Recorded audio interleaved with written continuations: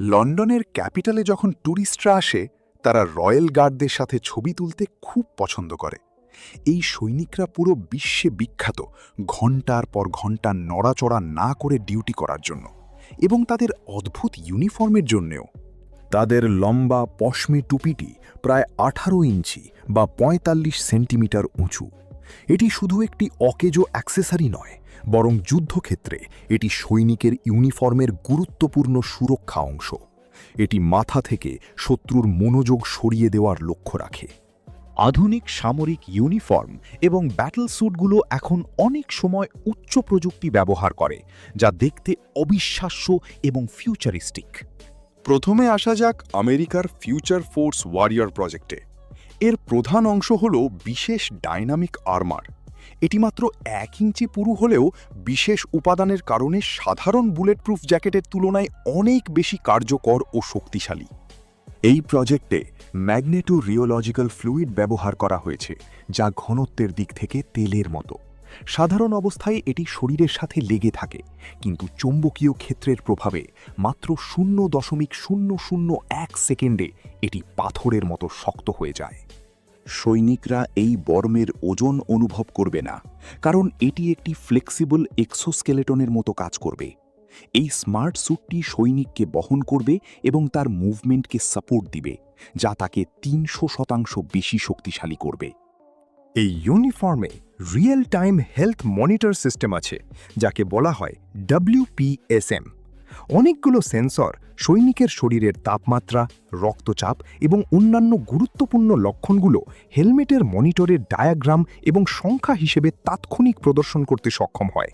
যদি কোনো সৈনিকের পা ভেঙে যায়, তবে কম্পিউটার স্বাধীনভাবে কমান্ড দিয়ে লিকুইড পলিমারগুলোকে শক্ত করে একটি স্প্লিন্ট তৈরি করে দেবে। এমনকি ইনজুরি হলে ঘন কাপড়গুলো চামড়ার চারপাশে শক্ত হয়ে রক্তপাত বন্ধ করতে পারবে।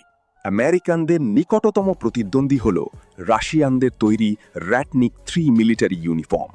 এটি একটি অ্যাক্টিভ এক্সোস্কেলেটন, যা মানুষের শারীরিক শক্তিকে বহু গুণ বৃদ্ধি করে।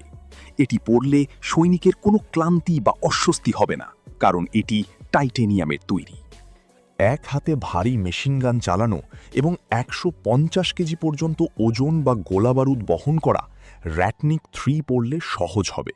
এটি ইলেকট্রিক ইঞ্জিনে চলে এবং চরম তাপমাত্রা অর্থাৎ -50 থেকে 50 ডিগ্রিতেও কাজ করে। ব্রিটিশ কোম্পানি ইন্টেলিজেন্ট টেক্সটাইল এমন এক কাপড় তৈরি করেছে যা ফ্লেক্সিবল কম্পিউটারের মতো কাজ করে। এটি ইলাস্টিক এবং টেকসই।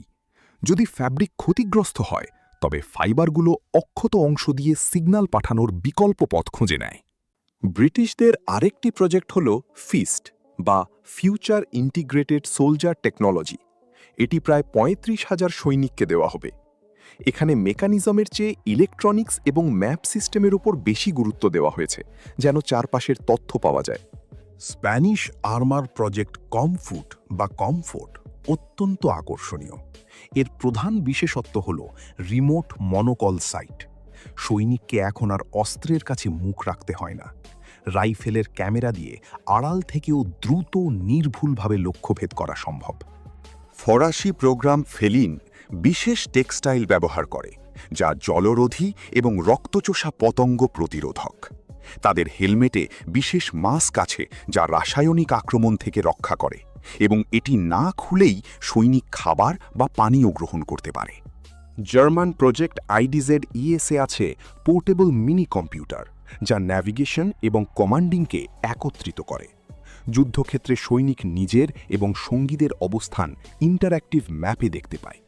এতে আগ্নেয়াস্ত্র এবং গণবিধ্বংসী অস্ত্র থেকে সুরক্ষা ব্যবস্থা রয়েছে। চাইনিজ মিলিটারি ডেভেলপাররা কন্ট্রোর এক্সোস্কেলেটন তৈরি করেছে, যা সাধারণ ইউনিফর্মের ওপর পরা হয়। এটি সৈনিকের নড়াচড়া রিড করতে পারে এবং তাকে 5 গুণ বেশি শক্তিশালী করে। 100 পাউন্ডের রকেট বক্স বহন করা তখন খুব সহজ। লকহিড মার্টিন কোম্পানি এমন এক এক্সোস্কেলেটন বানাচ্ছে, যা সৈনিকের হাত ও পা শক্তিশালী করে। এটি পরলে সৈনিক সাইকেলের গতিতে দৌড়াতে পারবে এবং ক্লান্ত না হয়ে টানা 8 ঘন্টা দুর্গম এলাকা দিয়ে চলাচল করতে পারবে। সবশেষে আমেরিকার বিখ্যাত ট্যালোস বা tactical assault light operator suit. এটি একটি real life iron man suit. এতে ৮০০টি পার্টস এবং ২৬টি আর্মার প্লেট আছে। এটি সৈনিকের ওজন না বাড়িয়ে তাকে দ্রুততর করে। এই স্যুটের প্লেটগুলো হালকা ওজনের মেটাল কম্পোজিট অ্যালয় দিয়ে তৈরি। এটি বড় কোনো আঘাত এবং সরাসরি স্বয়ংক্রিয় অস্ত্রের গুলিও সহ্য করতে পারে। হেলমেটে থাকা লেন্সগুলো পরিবেশের তথ্য এবং অগমেন্টেড রিয়ালিটির সুবিধা প্রদান করে। ভবিষ্যৎ ফোর্স ওয়ারিয়ার যদি হয় দ্রুতগতির ঘাতক, তবে ট্যালস হল একটি মানব ট্যাঙ্ক। এই উদ্ভাবনী প্রযুক্তিগুলোই বর্তমানের আধুনিক যুদ্ধের রণকৌশল পুরোপুরি বদলে দিচ্ছে। আপনার কাছে কোনটি সবথেকে কার্যকর মনে হয়? কমেন্টে অবশ্যই জানান।